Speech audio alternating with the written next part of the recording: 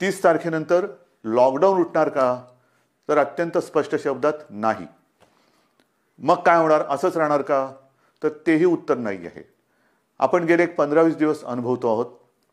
एक एक एक एक करत महाराष्ट्रामध्ये आपण अत्यंत काळजीपूर्वक पावलं टाकत सेवा सुविधा आणि काही गोष्टी म्हणजे दुकानं असतील, आजपासून आपल्या नाभिकांची जी सेवा आहे ती सुरू होते आहे, अशा काही गोष्टी सुरू करतो. दुकानं सुरू झालेली आहेत, काही ऑफिसेस काही प्रमाणात त्यांच्या कर्मचारी वर्गाची उपस्थिती त्यांना आपण परवानगी देऊन ती सुरू झालेली आहे. तर एक एक गोष्टी आपण सुरू करत चाललेलो आहोत. हे हळूवार का करतो आहोत आपण? ह्याचं कारण अजूनही संकट नाही टळलेलं. एक गोष्ट नक्की लक्षात ठेवा की आपण जे मिशन बिगिन अगेन किंवा पुनश्च हरिओम म्हणून सुरुवात केलेली आहे, ह्याचा अर्थ धोका टळलेला नाही. पण आपण थोडंसं कात्रीत सापडलेलो आहोत. ज्याला म्हणतात ना, इकडे आड आणि तिकडे विहीर. आपल्याला इथेही पडायचं नाही आणि तिथेही पडायचं नाही. मधोमध बरोबर आपला तोल सांभाळून हे संकट पार पाडायचंय. संकटाचा काळ हा पार पाडायचा आहे. आणि म्हणून केवळ आणि केवळ अर्थचक्राला एक गती द्यायला आपण सुरुवात करण्यासाठी म्हणून एक एक गोष्टी आपण उघडत चाललेलो आहोत. एखादी गोष्ट उघडली म्हणजे धोका टळलाय, आता आपण बिनधास्त, अजिबात नाही. कृपा करून तशा गैरसमजात, तशा भ्रमात राहू नका. कारण तसं जर का आपण वागू तर करोना आवासून बसलेलंच आहे. आपण करोनापासून वाचण्यासाठी घरात राहा म्हणून तुम्हाला मी सांगितलेलं आहे. अनावश्यक कामासाठी बाहेर पडू नका. आवश्यक असेल तेव्हा आणि तेव्हाच घराबाहेर पडा, हे माझं आजही सांगणं आहे. तुम्ही म्हणाला, रे हा काय आलं की नुसतं आपलं काळजी काळजी आणि काळजी. आपलं सरकार काळजीवाहू नाहीये. कारण नेहमी असं म्हणतात, ज्या सरकारला स्वतःची काळजी असते त्याला काळजीवाहू म्हणतात. हे सरकार तुमचं आहे, मजबूत आहे आणि तुमची महाराष्ट्राची काळजी घेणारं हे सरकार आहे. आणि म्हणून माझं कर्तव्य आहे की तुम्हाला धोक्यापासून सावध करणं.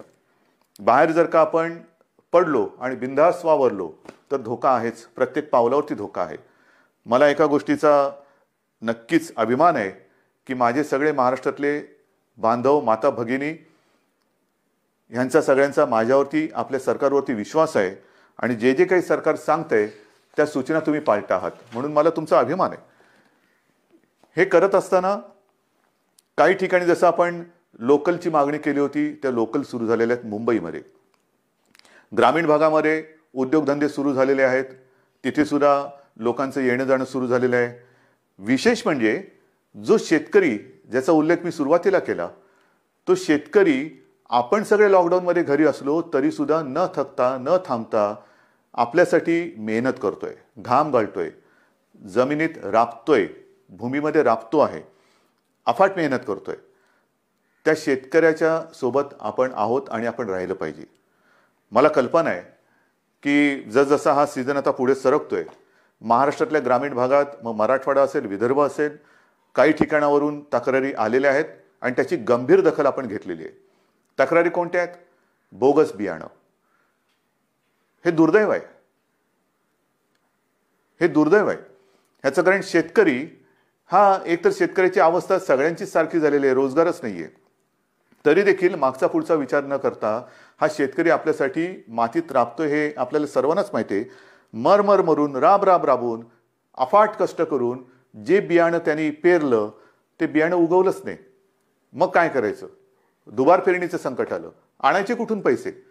एक तर असंही कर्जाचं ओझं जे आपण बऱ्याचशा प्रमाणात उतरवलेलं आहे आणि जे राहिलेलं आहे, जो शेतकरी माझा या कर्जमुक्तीच्या योजनेमधून काही कारणासाठी, म्हणजे जसं मी मागे सांगितलं तुम्हाला की 2 टप्प्यात जे आपण करणार होतो कर्जमुक्ती, त्याच्यातला काही भाग, काही लाख शेतकरी हे नेमकं तिथल्या स्थानिक निवडणुका आल्या, आचारसंहिता सुरू झाली म्हणून ही कर्जमुक्ती तिथली थांबली. त्याच्यानंतर करोनाचं संकट आलं म्हणून ही कर्जमुक्ती थांबली. पण आता आपण ठरवलेलं आहे की लवकरात लवकर हा उरलेला सुद्धा शेतकरी आहे त्याला देखील कर्जमुक्त करायचं. मग हे असं सगळं करून पैसा जमवून तो आपल्यासाठी बियाणं विकत घेतो, पेरतो आणि राबतो आणि बियाणंच उगवलं नाही.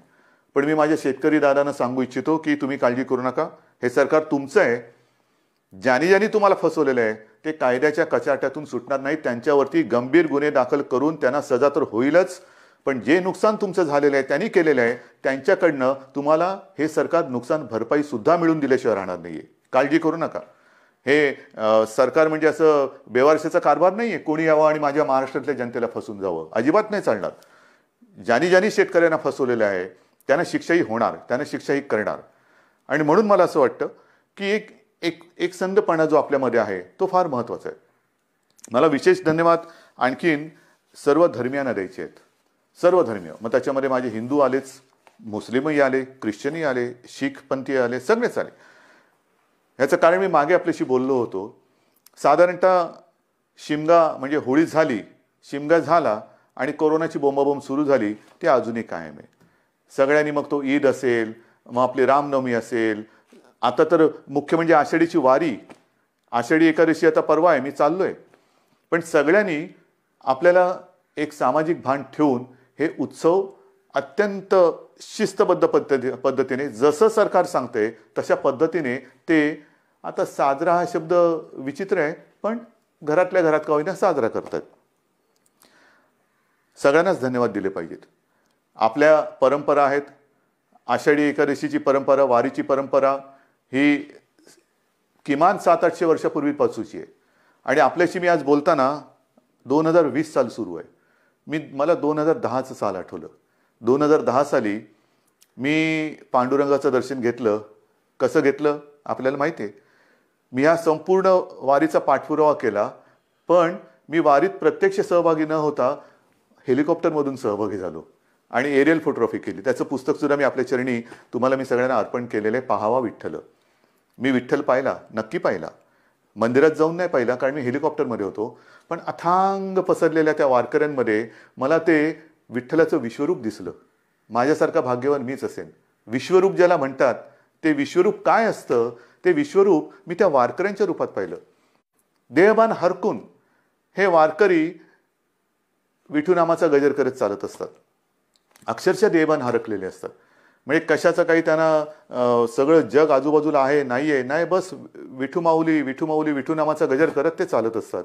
ही गेल्या अनेक वर्षाची परंपरा. अनेक ठिकाणावरनं संत महात्म्यांच्या पालख्या तिकडे येतात आणि मग ते रिंगणं होतात. मध्ये मग ते इंदापूरचं रिंगण असेल, वाखरीचं रिंगण असेल, ते घोडे धावतात. हे सगळं अप्रूप हे केवळ आपल्या देशातच होऊ शकतं. पण त्या सगळ्या वारकऱ्यांनी सुद्धा संयम दाखवला. जे सरकार म्हणेल ते, हे असे नागरिक कुठे सापडणार तुम्हाला. आणि त्या वारकऱ्यांना सांगतोय की नाईलाज म्हणून आपल्याला यावेळेला तो सगळा वारीचा सोहळा हा आटोपशीर करावा लागला.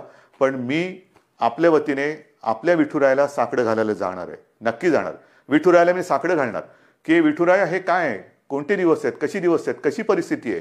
हे तुझे लाखो करोडो भक्त आज तुझ्या दर्शना विना घरातल्या घरात आहेत. आणि का तरी अशी विचित्र परिस्थिती आलेली आहे. तुझे चमत्कार आम्ही अनेक ऐकलेत, आम्ही तुमचे चमत्कार अनेक चित्रपटातून पाहिलेत, पण आता हा चमत्कार आम्हाला दाखव आणि हे करोनाचं संकट लवकरात लवकर नष्ट करून केवळ माझा महाराष्ट्रच नाही तर संपूर्ण जगाला पुन्हा एकदा सुखाचे, समृद्धीचे आणि निरोगी आयुष्याचे दिवस दाखव. हे साकडं घालायला मी जाणार आहे.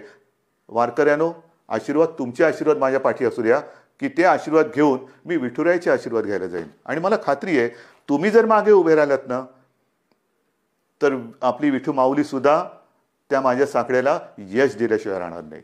तुमचे आशीर्वाद मी आज मागतोय. मी आषाढी एकादशीला तुमच्या सगळ्यांचा प्रतिनिधी, मुख्यमंत्री म्हणून नाही, तो मान बहुमान वेगळा, पण मी तुमचा प्रतिनिधी म्हणून मी जातो आहे. जेव्हा तिथे मी पोहोचेन तेव्हा मी तुमचा प्रतिनिधी वारकरी म्हणून मी तिथे पोहोचणार आहे. म्हणून मला तुमचे आशीर्वाद पाहिजेत. आषाढीची ही उद्याची आषाढी, परवाची आषाढी एकादशी येते, त्याच्यानंतर दहीहंडी येते. दहीहंडीच्या मंडळानं सुद्धा मला खास धन्यवाद द्यायचे. कोणीही माझ्याशी बोलायला आलं नाही, कोणी कोणाशी चर्चा केली नाही, पण एक सामाजिक भान ठेवून त्यांनी स्वतःहून दहीहंडीचा उत्सव हा रद्द केला.